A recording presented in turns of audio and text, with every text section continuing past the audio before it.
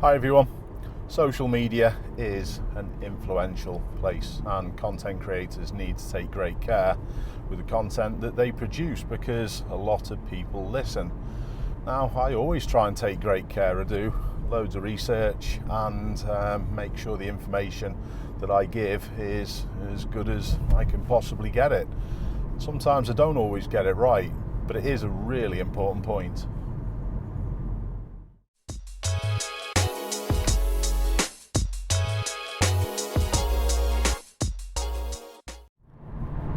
Today we're going to have a look at a couple of clips that feature Cycling Mikey. Now, Mikey's got a strong online presence and the work that he's done to highlight the dangers of mobile phone use is commendable, but many of you will already know that I don't necessarily agree with how he goes about doing things. He is quite confrontational, and I think that then paints a picture of this is how all cyclists are perceived, and it's not the case. This first video that we're going to see is a video that Mikey posted on Twitter, and it's quite recent. He approaches a group of pedestrians on a shared cycle path, and how he deals with them, in my opinion, is incorrect. First of all, we'll have a look at this clip in full.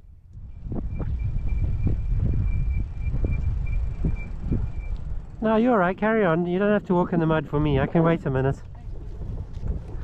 That would be very churlish.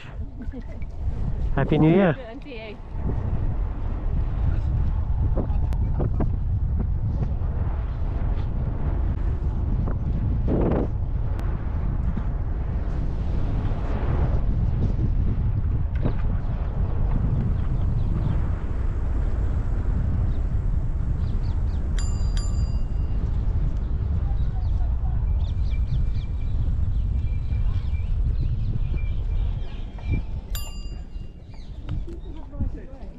Another one.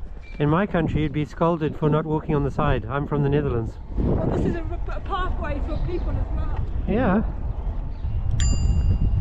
The first thing I'd like to mention is the nice use of the bell by Mikey. It was at a good distance, and I actually think it was also to aid the other cyclist who didn't seem to use the bell. The next thing I'd like to highlight is the text at the bottom of the screen. This lady in the fluo pink is riding quite nicely and considerately. Well, they do pass this group of pedestrians, but I actually think it's their riding which triggers the problem at the next group. Everything was dealt with nicely here. Because effectively this is a pinch point, Mikey did the correct thing by holding back until the pedestrians were happy for the cyclist to come past. This is a shared space and the pedestrians are more vulnerable, and especially with the young children to the left. No, you're alright, carry on. You don't have to walk in the mud for me. I can wait a minute. That would be very churlish. Happy New Year. And to you. Lovely. Remember, it's nice to be nice. Now we've reached the middle section of the clip, it's an ideal time to have a look at Highway Code Rule 63, which specifically deals with sharing space with pedestrians.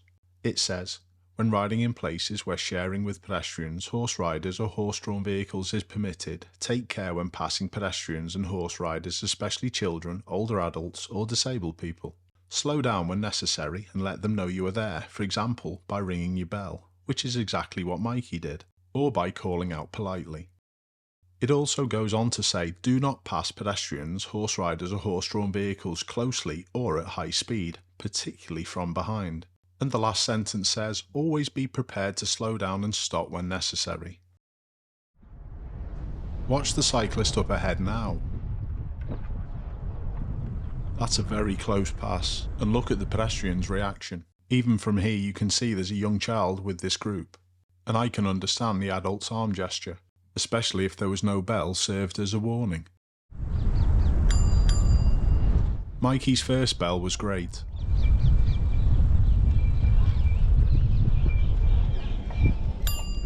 The second not so. It's really obvious that all parties in this group are aware that Mikey's cycling behind.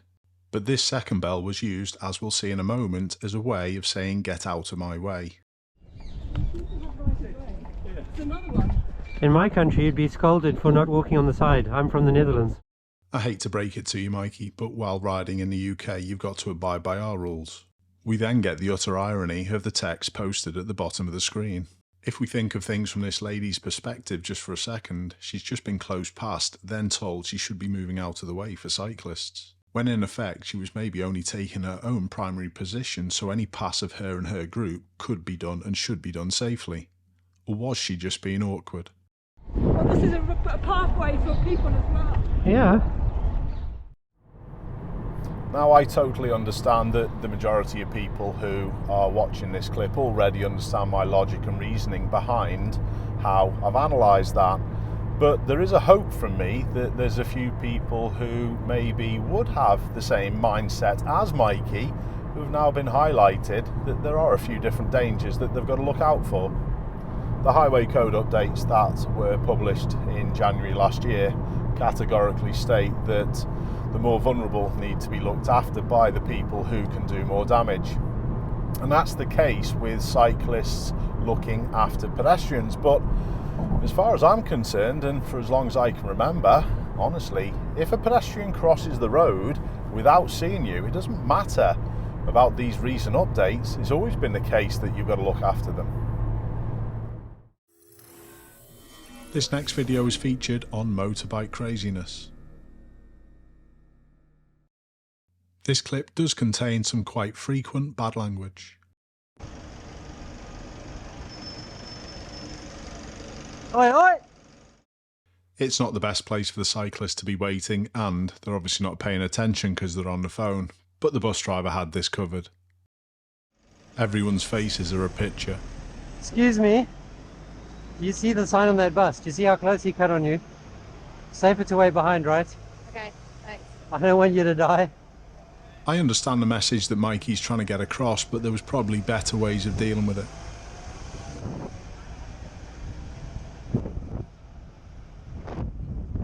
His distance away from the parked cars seems pretty good, and the speed he's travelling at is suitable to the amount of risk. However, he does struggle with this meeting situation up ahead. The taxi pulls out when it probably shouldn't have done, and I would have held back and made this a non-event. You got a side of the road to be on, Wally. But what Mikey did increased risk and restricted traffic flow for everyone. What happens next is the most disturbing though. Mikey's last shoulder check was a little poorly timed. It should have been done a little earlier so all the concentration could have and should have been at the junction. And this pedestrian who's already started to cross surprised our rider. Hey! That was a red light for you. I had a green light until I braked. Fucking red light. No, you didn't. Have a look at your camera later on. The pedestrian simply shouldn't have walked out, but they seemed to be intoxicated, so what Mikey should have done was held back and waited. And this is even before they found out they'd had a few to drink. You walked out without looking, and you walked out on a red man. You walked out all on the rest of them, right? You did not follow the lights. Fucking right. You are telling a lie because it changed as you turned around. Stop. They're waiting, taxis. I'm going to stick you on YouTube. And that last statement is unfortunately the scourge of many YouTubers, trying to create content just for views. And this is something that I've pointed out before. You cannot criticise everyone else bar from your own group. It's like me not calling out driving instructors when I see them doing something wrong. Put it on YouTube. I don't care. Fuck me. I can see, that's why you walk out on a green light. That's the trouble, you say. Put these fucking lights. You're the one who broke the red light. I did, dickhead. because everybody else didn't know. Right? Everybody else stopped. No, you walked across on a red light. Put it on YouTube. I fucking Drunken idiot. share it. Don't start with me, mate, because I'll Sorry, fucking mate. put you on the ground. Threatening statements like this are not acceptable. Look, there's more idiots like you there. And people say to me this is done in the name of road safety. What? Stay away from me. What do you mean? You put me on the ground. If you attack me, I'll put you on the ground. To any normal road user, this is absolutely a non-event. I just said you're the one who incited me.